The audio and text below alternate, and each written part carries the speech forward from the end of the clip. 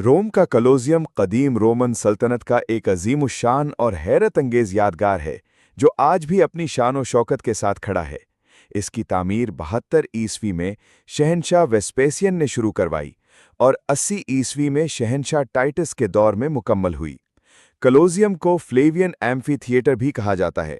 ये एक बैज़वी शक्ल का खुला स्टेडियम है जिसमें 50,000 से ज़ायद अफराद के बैठने की गुंजाइश थी। यहाँ ग्लैडिएटर्स के खूनरेज मुकाबले, जंगली जानवरों से लड़ाइयाँ और मुजरिमों को सजाएं देने जैसे खौफनाक मनाजिर अवाम के सामने पेश किए जाते थे।